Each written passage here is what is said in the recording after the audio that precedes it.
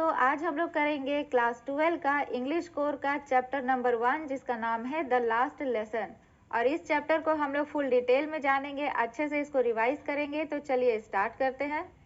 तो इस चैप्टर का नाम है द लास्ट लेसन और इस चैप्टर के ऑथर का नाम है अल्फोंस डॉडेट। ठीक है, क्या नाम है? अल्फोंस डॉडेट। ध्यान रखिएगा, ये जो क्वेश्चन है इसको ऑब्जेक्टिव क्वेश्चन में 1 नंबर के लिए पूछा जाता है कि द लास्ट लेसन चैप्टर के ऑथर का नाम क्या है। तो क्या नाम है? अल्फोंस डॉडेट। तो बात है लगभग 1870 से 71 का। उस टाइम पे फ्रैंको प्रोसियन वॉर चल रहा था, यानी कि फ्रांस और पर्सिया के बीच युद्ध चल रहा था।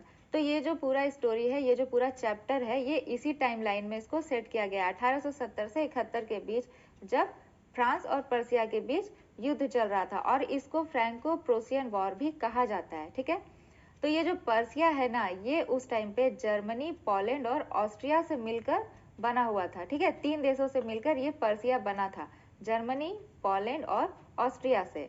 तो अब क्या होता है, जब फ्रांस और पर्सिया के बीच युद्ध चल रहा था तो उसमें फ्रांस इज डिफीटेड बाय प्रोसिया। ठीक है, ये जो फ्रांस है ना, ये हार जाता है प्रोसिया से। तो जब फ्रांस हार जाता है पर्सिया से, ठीक है, तो क्या होता है ना, बर्लिन से एक ऑर्डर आता है। क्या ऑर्डर आता है कि अब से फ्रांस का 2 जिलों में, ठीक है, कौन कौन सा जिला? एक का नाम है एल्सिस, एक मिनट, एक का नाम है एल्सिस और दूसरे का नाम है लॉरेन। ठीक है, मतलब 2 जिले हैं, एक जिला का नाम है एल्सिस, दूसरा जिला का नाम है लॉरेन।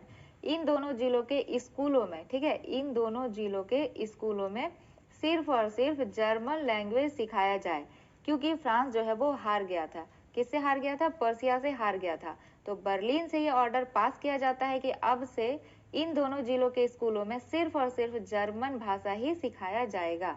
तो अब कहानी आगे बढ़ता है और हम लोग देखते हैं एक छोटे से बच्चे फ्रांस को। ठीक है, तो आप लोग यहाँ पे कंफ्यूज मत होइएगा, ये जो फ्रांस है ये देश है और ये जो फ्रांस है ये एक छोटे से बच्चे का नाम है जो कि इस पूरे स्टोरी को नरेट करेगा, यानी कि ये जो पूरा कहानी है ना, ये वही सुना रहा है। ठीक है, तो अब हम लोग देखते हैं एक छोटे से बच्चे फ्रांस को, जो कि बहुत जल्दी जल्दी अपने स्कूल के लिए निकल रहा था, क्योंकि वो अपने स्कूल के लिए ऑलरेडी बहुत ज़्यादा लेट हो चुका था। तो वो जल्दी जल्दी अपने स्कूल के लिए निकल रहा था। तो क्या होता है ना कि फ्रांस को होमवर्क मिला था पार्टिसिपल्स पे। ठीक है, यहाँ हम पॉइंट वाइज इसलिए आप लोग को बता रहे हैं क्योंकि पॉइंट वाइज बताने से है ना, थोड़ा अच्छा से वो माइंड में याद रहता है। ठीक है, तो आप लोग को भी ऐसे सुनने में अच्छा लगेगा और अच्छे से याद भी रहेगा। तो ये जो फ्रांस था, ये जल्दी जल्दी अपने स्कूल के लिए निकल रहा था, क्योंकि ये ऑलरेडी अपने स्कूल के लिए बहुत ज़्यादा लेट हो चुका था। रास्ते में एक सीन आता है टाउन हॉल का। ठीक है, यानी कि रास्ते में उसको टाउन हॉल पड़ता है और टाउन हॉल में क्या होता है ना, एक बुलेटिन बोर्ड लगा हुआ रहता है। ठीक है, टाउन हॉल में एक बुलेटिन बोर्ड लगा हुआ रहता है। तो ये जो बुलेटिन बोर्ड था ना, यहाँ पे हमेशा सिर्फ बैड न्यूज़ ही आया करता था। ठीक है, जैसे कि हम लोग का स्कूल में या फिर कॉलेज में भी एक बुलेटिन बोर्ड टाइप का लगा रहता है ना, जिसमें कि कुछ भी अगर इंफॉर्मेशन देना रहे तो वहीं पे जाके चिपका दिया जाता है और हम लोग बच्चे लोग सब कोई पढ़ लेते हैं।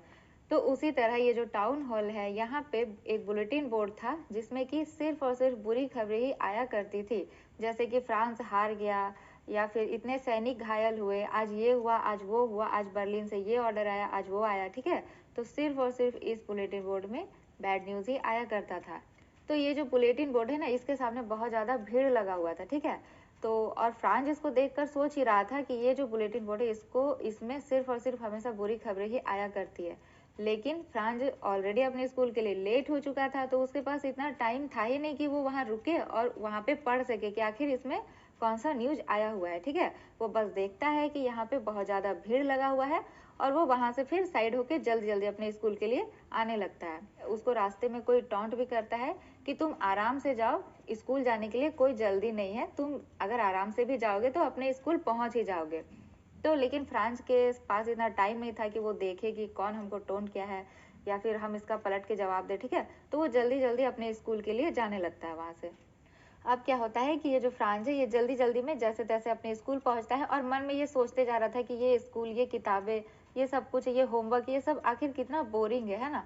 मतलब कितना ज़्यादा बोरिंग है ये सब। कितना अच्छा होता अगर पढ़ना ही नहीं रहता कुछ भी, अगर होमवर्क ही नहीं करना रहता, ये सब वो सोचते सोचते जा रहा था। अब क्या होता है कि जब वो अपने स्कूल पहुंचता है तो वो देखता है कि पूरे स्कूल में एकदम स्ट्रेंज क्वाइटनेस है। ठीक है, मतलब पूरा स्कूल में एकदम सन्नाटा छाया हुआ है।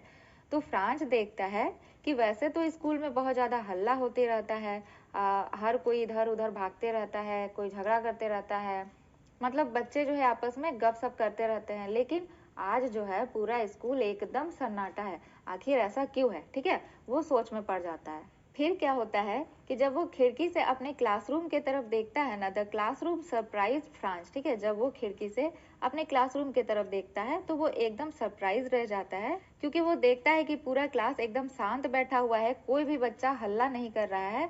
और उसके जो टीचर है एम हैमिल। ठीक है, यहाँ पे इस पॉइंट को याद रखना है, फ्रांस के टीचर का नाम क्या है? एम हैमिल है। ठीक है, तो जो एम हैमिल है वो एक छड़ी लेकर इधर उधर घूम रहे हैं। और फ्रांस सोचता है ये देखकर कि आज तो पक्का उसका खैर नहीं, क्योंकि वो बहुत ज़्यादा लेट हो चुका है स्कूल के लिए। और वो जब क्लास में एंटर करेगा तो उसको जो एम हैमिल है वो बिल्कुल डांट लगाएंगे ही लगाएंगे और मारेंगे भी, क्योंकि वो जो एम हैमिल है ना वो बहुत ज़्यादा स्ट्रिक्ट टीचर है। ठीक है, तो वो एकदम डरते हुए, एकदम सहमते हुए अपने क्लास में एंटर करता है। लेकिन वो जैसे ही अपने क्लास में एंटर करता है ना, वो देखता है कि एम हैमिल उसको बिल्कुल भी नहीं डांटते हैं और उसको देखकर बोलते हैं कि अरे नन्हे फ्रांस, अच्छा हुआ तुम आ गए, नहीं तो हम ये क्लास तुम्हारे बिना ही शुरू करने वाले थे। जाओ और अपनी सीट पर जाकर बैठ जाओ। और ये देखकर फ्रांस एकदम चौंक जाता है कि अरे ये क्या हो गया, क्योंकि फ्रांस के टीचर है जो एम हैमिल है वो तो बहुत ज़्यादा स्ट्रिक्ट है, लेकिन वो आज इतने सॉफ्ट एंड काइंड नेचर के कैसे हो गए। साथ में वो ये भी देखता है कि M Hamel was very well dressed and his behaviour was soft and kind. मतलब वो देखता है कि जो एम हैमिल है वो बहुत अच्छे से एकदम फॉर्मल कपड़ों में आए हुए हैं, जैसे कि वो किसी अच्छे से फंक्शन में या इवेंट में पहना करते हैं। ठीक है, तो वो ये सब देखकर उसको थोड़ा अजीब लगता है कि एक तो आज सर का हाव भाव भी बहुत चेंज है एम हैमिल का, मतलब बहुत ज़्यादा सॉफ्ट एंड काइंड नेचर के दिख रहे हैं, जबकि वो ऐसे है नहीं। प्लस आज वो एकदम अच्छे से वेल ड्रेस्ड होकर आए हैं। साथ में वो ये भी नोटिस करता है कि village elders in back benches. वो देखता है कि पीछे का जो बेंच था ना, जो खाली रहता था हमेशा, उस बेंच पे आज गांव वाले बैठे हुए थे, गांव के बुजुर्ग बैठे हुए थे। और फ्रांस ये सब देखकर सोच ही रहा था कि आखिर ये सब हो क्या रहा है, आज ये सब इतना अजीब क्यों है। तभी एम हैमिल कहना शुरू करते हैं कि माय डियर स्टूडेंट्स। ठीक है, ये आपका आज का लास्ट फ्रेंच क्लास है, क्योंकि बर्लिन से ये ऑर्डर आया है कि अब से इस स्कूल में सिर्फ और सिर्फ जर्मन पढ़ाया जाएगा और कल से जर्मन का आपका नया टीचर आ जाएगा। और ये जो आज का जो आपका फ्रेंच क्लास है ये आपका आज का लास्ट लेसन है। ठीक है, और जैसे ही फ्रांस ये सब कुछ सुनता है कि ये जो आज का हमारा क्लास है ये हमारा लास्ट फ्रेंच क्लास है, ये सुनकर फ्रांस एकदम शॉक हो जाता है। और अब उसको सब कुछ समझ में आने लगता है कि आज सब कुछ इतना अजीब क्यों लग रहा था। बुलेटिन बोर्ड के सामने भीड़ इसलिए लगा हुआ था क्योंकि वहां पे यही न्यूज आया होगा कि आज से जो एल्सेस और लॉरेंस, जो फ्रांस का 2 जिला है, यहाँ के सारे स्कूलों में अब से सिर्फ और सिर्फ जर्मन लैंग्वेज पढ़ाया जाएगा, क्योंकि फ्रांस जो है वो हार गया था पर्सिया से। ठीक है, और गांव के सभी लोग बैक बेंचेस पे इसलिए बैठे हुए हैं क्योंकि वो खुद में बहुत ज़्यादा गिल्टी फील कर रहे हैं कि वो अपनी भाषा को ज़्यादा सीख नहीं पाए, ज़्यादा पढ़ नहीं पाए।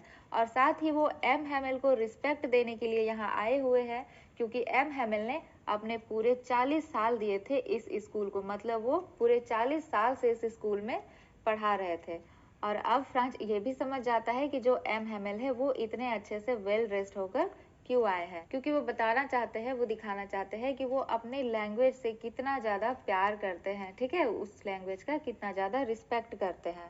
और फ्रांस जो है वो ये सब सोच ही रहा था, तब तक एम हैमिल उसका नाम बुलाते हैं, क्योंकि अब किताब पढ़ने का बारी उसका था। ठीक है, तो उसको किस पे होमवर्क दिया गया था? उसको होमवर्क दिया गया था पार्टिसिपल्स पे। ठीक है, तो एम हैमिल उसको खड़ा करते हैं और बोलते हैं कि चलो अब तुम्हारी बारी है किताब पढ़ने की, पढ़ो। तो फ्रांस खड़ा तो हो जाता है, लेकिन उसको वो पढ़ नहीं पाता है। ठीक है, France can not read participles, वो पार्टिसिपल्स पढ़ नहीं पाता है, क्योंकि उसको वो पढ़ना आता ही नहीं था और ना ही वो कभी उस पार्टिसिपल्स को पढ़ा था। ठीक है, और ना ही उसको इंटरेस्ट था उसको पढ़ने में। तब क्या होता है ना कि एम हैमिल बोलते हैं फ्रांस को कि फ्रांस डरो मत, इसके लिए मैं तुमको डांटूंगा नहीं, क्योंकि तुम्हें ऑलरेडी कितना बुरा लग रहा होगा कि अब तुम कभी भी अपने लैंग्वेज को कभी भी सीख नहीं पाओगे। और वो कहते हैं कि सोचो जरा, ये जो जर्मन है ये क्या सोचेंगे हमारे बारे में कि हम लोग कैसे फ्रांसीसी हैं जो कि अपनी भाषा को ही सही से नहीं जानते हैं और ना ही अपनी भाषा को पढ़ पाते हैं। ये जो जर्मन है, ये जो हम लोग पे कब्जा कर लिए हैं अब हमारे हारने के बाद, ये आखिर हम लोग के बारे में क्या सोचेंगे कि ये कैसे फ्रांसीसी है जिनको अपना भाषा भी नहीं आता है ठीक से। ठीक है, एम हेमेल कहते हैं कि इसमें तुम्हारी कोई गलती नहीं है फ्रांस, इसमें गलती हम सब की है। M Hamel blame parents and himself, वो कहते हैं कि इसमें गलती हम सब की है। तुम्हारे माता पिता ने तुम लोग को सही से स्कूल नहीं भेजा और तुम लोगों को खेतों में काम करवाने के लिए ले गए बस कुछ पैसों के लालच में। और गलती मेरी भी है कि जब मुझे फिशिंग करने जाना होता था तो मैं तुम लोगों को छुट्टी दे दिया करता था, या फिर तुम लोगों को कहता था कि जाओ और नीचे मेरे प्लांट्स को पानी देकर आओ। फिर वो कहते हैं कि French language is the most beautiful, clearest and logical language according to M Hamel, यानी कि वो कहते हैं कि फ्रेंच जो है, फ्रेंच लैंग्वेज जो है वो इस दुनिया की सबसे ब्यूटीफुल, सबसे क्लियरेस्ट और सबसे लॉजिकल लैंग्वेज है। इसलिए हम लोगों को कभी भी इससे दूर नहीं जाना चाहिए, इससे दूर नहीं होना चाहिए। फिर वो बताते हैं कि जब भी लोग गुलाम बन जाते हैं तो उस टाइम जो उनकी लैंग्वेज होती है ना, वो एक चाबी की तरह उनके लिए काम करती है उस गुलामी से बचने के लिए। क्योंकि जब लोग गुलाम बन जाते हैं और सामने वाले को उन लोगों की भाषा समझ में नहीं आती है तो वो अपने भाषा में आपस में बात करके, अपने लैंग्वेज में आपस में बात करके कुछ ना कुछ उपाय या फिर कुछ ना कुछ रास्ता निकाल सकते हैं उस गुलामी से आजादी पाने का। फिर एम हेमेल ग्रामर पढ़ाना शुरू करते हैं और फ्रांस को ऐसा लगता है कि एम हेमेल के पास जितना कुछ भी नॉलेज है वो आज सब का सब हम लोग को दे देना चाहते हैं। मतलब वो अपना सारा नॉलेज जो है आज के आज ही हम लोग को दे देना चाहते हैं। क्या होता है कि एम हेमेल उस दिन अपने लास्ट फ्रेंच क्लास में सभी के लिए बहुत सारी नोटबुक्स भी लेकर आए हुए थे। ठीक है, जिसमें क्या लिखा हुआ था, जिसमें लिखा हुआ था एल्सेज फ्रांस, एल्सेज फ्रांस। और फिर वो सभी को वो नोटबुक देना स्टार्ट करते हैं और बच्चे बूढ़े हर कोई उस नोटबुक में लिखना शुरू करते हैं। और वो लोग इतना फोकस होकर उसमें इतने डेडिकेशन के साथ लिख रहे होते हैं कि पूरा क्लास एकदम शांत रहता है और सारे क्लास में सिर्फ और सिर्फ लिखने का ही आवाज आ रहा था। तभी फ्रांस नोटिस करता है कि birds chirping on the roof. ठीक है, फ्रांस ये देखता है, वो ये नोटिस करता है कि छत पर पंछी चहचहा रहे थे। तो ये देखकर फ्रांस सोचता है कि क्या ये जर्मन लोग इनसे भी जर्मन में गाना गवाएंगे, लेकिन हम सभी जानते हैं कि ऐसा तो पॉसिबल है ही नहीं। तो बेसिकली यहाँ पे पंछियों को, बर्ड्स को आजादी का प्रतीक दिखाया गया है, जो कि अब एल्सेस और लॉरेन के लोगों के पास नहीं रही। ठीक है, क्योंकि उनकी भाषा अब उनसे छीन ली गई थी। और जबकि पंछियों के केस में ऐसा नहीं है, पंछियों की भाषा उनसे कोई नहीं छीन सकता है। तब फ्रांस एम हेमेल को भी नोटिस करता है, वो देखता है कि उनको भी कितना ज्यादा बुरा लग रहा होगा। ये स्कूल, ये जगह, ये लैंग्वेज उनके लिए कितना कुछ था, मतलब उनके लिए ये सब कुछ था। और जब एम हेमेल की सिस्टर ऊपर में अपना सारा सामान पैक कर रही होती है तो ऊपर के फ्लोर पे इसकी आवाज सुनकर एम हेमेल काफी परेशान दिख रहे थे, क्योंकि वो ये सब नहीं चाहते थे, क्योंकि वो नहीं चाहते थे कि वो अपनी लैंग्वेज को छोड़कर यहाँ से जाए, और वो नहीं चाहते थे कि उनकी भाषा उनसे कभी भी छीने। उसके बाद वो लोग हिस्ट्री के लेसन्स पढ़ना स्टार्ट करते हैं। और जब वो लोग हिस्ट्री के लेसन्स पढ़ रहे होते हैं तो वो लोग इतने जोर जोर से चिल्ला चिल्ला कर पढ़ रहे होते हैं सभी कोई, कि ये सुनकर ये बहुत ज्यादा फनी भी लग रहा था। लेकिन कहीं ना कहीं ये फनी था, लेकिन साथ में वो लोग अंदर से काफी ज्यादा इमोशनल भी थे, क्योंकि अब जो उनका लैंग्वेज है वो हमेशा हमेशा के लिए उनसे छीनने वाला था। The whole class gets emotional, तभी पूरा क्लास इमोशनल हो जाता है। जो एम हेमेल, जो फ्रांस के टीचर है, वो भी इमोशनल हो जाते हैं। और तभी क्या होता है, घड़ी में 12 बज जाते हैं और ये जो क्लास है, ये जो आज का लास्ट लेसन है, ये खत्म होने का टाइम हो जाता है। तभी जो एम हेमेल है वो कुछ बोलने का कोशिश करते हैं, लेकिन वो बोल नहीं पाते हैं। ठीक है, वो अंदर से इतने ज्यादा इमोशनल हो जाते हैं कि वो बोल नहीं पाते हैं, और वो ब्लैक बोर्ड की तरफ मुड़ते हैं और अपना पूरा एनर्जी लगाकर, अपने पूरे एनर्जी के साथ बड़े बड़े अक्षरों में लिखते हैं वाइव ला फ्रांस, यानी कि फ्रांस अमर रहे। और फिर इमोशनल होते हुए बस सभी को इशारा कर देते हैं कि अब आपका क्लास खत्म हो चुका है, अब जो आपका लास्ट फ्रेंच क्लास है ये खत्म हो चुका है, अब आप लोग सभी जा सकते हैं। और इसी इमोशनल मोमेंट के साथ ये जो चैप्टर है ये खत्म हो जाता है। तो बेसिकली ये जो पूरा स्टोरी है ना, ये कहानी हम लोगों को बहुत अच्छा, बहुत बढ़िया सीख देती है कि हमेशा अपनी भाषा से प्यार करना चाहिए, अपनी भाषा का रिस्पेक्ट करना चाहिए। तो इसी के साथ ये जो चैप्टर है द लास्ट लेसन, इसका समरी कंप्लीट हो चुका है। इसका ऑब्जेक्टिव क्वेश्चन का वीडियो ऑलरेडी अपलोड किया हुआ है, आप लोग जरूर से जाकर चेकआउट कर लीजिएगा। मिलते हैं नेक्स्ट वीडियो में। जय हिंद।